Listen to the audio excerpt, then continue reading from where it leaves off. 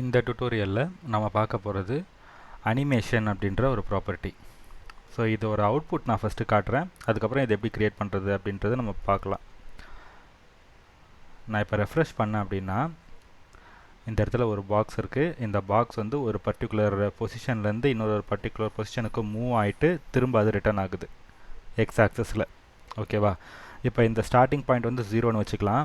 0லேருந்து அது ஒரு சர்டன் பாயிண்ட்டுக்கு போயிட்டு திரும்ப அது வந்து 0க்கே திரும்ப வருது. ஓகேவா? இந்த அனிமேஷன் நம்ம எப்படி சிஎஸ்எஸ்ல பண்ணுறதுன்றத பார்க்க போகிறோம். இதோட ப்ராப்பர்ட்டிஸ்லாம் என்னென்னன்றது நம்ம பார்க்க போகிறோம். சரியா? ஃபஸ்ட்லேருந்து இப்போ நம்ம இதை க்ரியேட் பண்ணிக்கலாம். இங்கே ஒரு டிவ் டேக் இருக்குது. சரியா? டிவ் டேக்குக்கு கிளாஸ் கொடுத்துருக்கோம். கிளாஸோட பேர் வந்து அனிமேட்டட் பாக்ஸ்ன்னு சொல்லி இருக்குது. இப்போ இதை எடுத்து சிஎஸ்எஸ்ல டிசைனிங் ஸ்டார்ட் பண்ணலாம். ஃபஸ்ட்டு அந்த பாக்ஸுக்கு ஒரு விட்த்து கொடுத்துக்கலாம். ஓகே, விட்த் ஒரு 150 பிக்சல் நான் கொடுத்துக்கிறேன். அடுத்தது ஹைட்டு கொடுத்துக்கலாம். ஹைட்டும் ஒரு 150 பிக்சல் தான் கொடுத்துக்கிறேன்.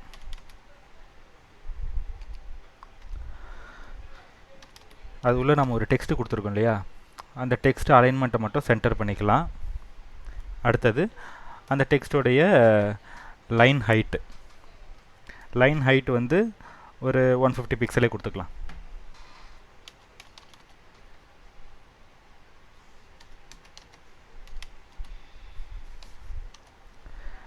பேக்ரவுண்ட் கலர்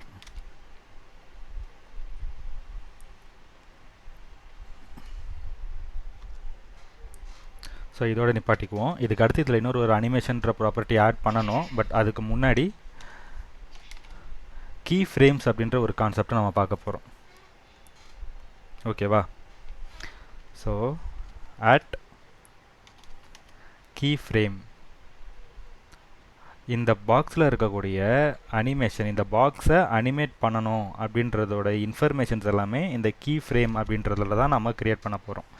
அதாவது நம்ம அனிமேஷனில் ஒரு பாயிண்ட்லேருந்து இன்னொரு பாயிண்ட்டுக்கு அந்த கண்டெய்னர், அந்த டிவ் கண்டெய்னர் மூவ் ஆகுதுல்ல, ஸோ அது எங்கேருந்து எங்கே மூவ் ஆகணும், எவ்வளவு மூவ் ஆகணும் அப்படின்ற இன்ஃபர்மேஷன் எல்லாமே இந்த கீ ஃப்ரேம் அப்படின்றதுல தான் நம்ம ரெக்கார்ட் பண்ணுவோம்.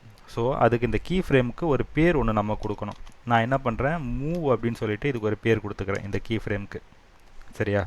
இந்த மூன்ற கீ ஃப்ரேம்குள்ளே நம்மளோட கண்டிஷன்ஸ் எல்லாம் இப்போ நம்ம இங்கே க்ரியேட் பண்ண போகிறோம். ஓகேவா?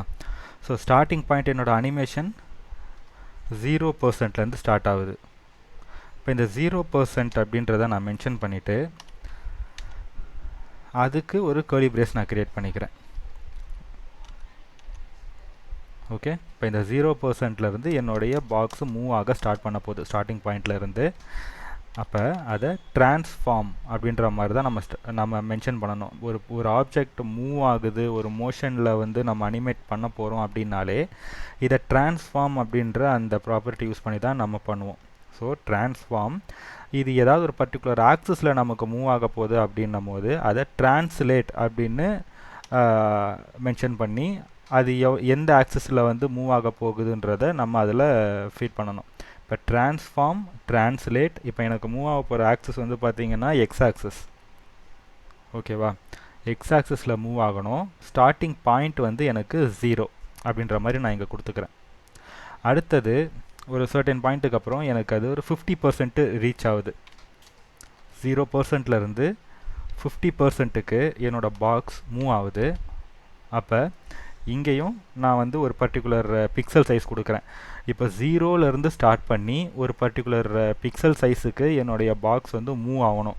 நான் என்ன பண்ணுறேன், ஒரு 200 பிக்சல் வந்து எனக்கு வைடில் மூவ் ஆக போகுது, எக்ஸ் ஆக்சஸில் மூவ் ஆக போகுது அப்படின்ற மாதிரி மென்ஷன் பண்ணிக்கிறேன். சரியா? இது மூவ் ஆனதுக்கப்புறமா திரும்ப ரிட்டன் அது 0 பாயிண்ட்டுக்கே நமக்கு வரணும். அப்போ அனிமேஷன் 100% எனக்கு ரீச் ஆகிடுச்சு அப்படின்னா திரும்ப எனக்கு இந்த பிக்சல் வந்து 0 பாயிண்ட்டுக்கே வந்துடணும். இதுதான் நான் சொல்லியிருக்கிற கோடு. ஃபஸ்ட்டு எனக்கு வந்து 0%ல் என் அனிமேஷன் ஸ்டார்ட் ஆகுது. 0%ல் இருக்கும் போது என் பாக்ஸோடைய பிக்சல் வந்து 0 தான். ஸோ அது மூவ்மெண்ட்லேயே இல்லை, அதோட ஸ்டார்டிங் பாயிண்ட்லேயே இருக்குது. அடுத்தது என்னுடைய அனிமேஷன் ஒரு 50% ரீச் ஆகும்போது என்னோடய பாக்ஸ் ஒரு 200 பிக்சல் எக்ஸ் ஆக்சஸில் மூவ் ஆக போகுது. அடுத்து என்னோடய அனிமேஷன் கம்ப்ளீட் ஆயிடுச்சு. 100% கம்ப்ளீட் ஆனதுக்கப்புறமா திரும்ப என்னோடய ஸ்டார்டிங் பொசிஷனுக்கே என் பாக்ஸ் வந்து மூவ் ஆகி ரிட்டர்ன் வந்துடணும். எங்கே ஸ்டார்ட் ஆச்சோ அங்கேயே திரும்ப வந்து நின்றணும். இதுதான் இந்த 3 ட்ரான்ஸ்ஃபார்மில் நம்ம சொல்லியிருக்கிற அனிமேஷன் பார்ட்டு. இப்போ இதை கொண்டு வந்து நம்மளுடைய அனிமேட்டட் பாக்ஸ்குள்ளே நம்ம ஃபீட் பண்ணணும்.